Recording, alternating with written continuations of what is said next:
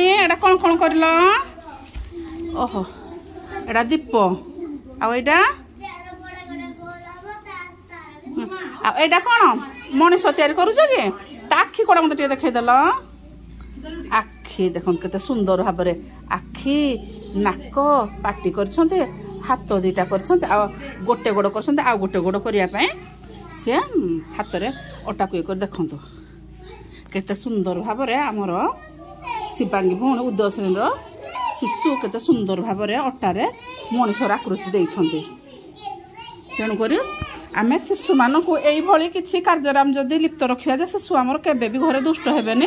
ତାଙ୍କୁ ଆମେ କିଛି ଅଟା ଚକଟା ଦେଇପାରିବା, ମାଟି ଚକଟା ଦେଇପାରିବା। ଆଉ ଏମିତି ଦେଲେ ଆମର ଶିଶୁମାନେ ନିହାତି ନିଜର ମନରେ ଯାହା ଅଛି ତାକୁ ସେ ତାଙ୍କ ଭାବନାକୁ ସେ ପ୍ରକାଶ କରିବେ। ଆଉ ଆମର କେବେ ବି ଛୁଆମାନଙ୍କର କମ୍ପ୍ଲେନ୍ ରହିବନି ଯେ ଛୁଆମାନେ ଆମର ଦୁଷ୍ଟ ହେଉଛନ୍ତି ବୋଲି।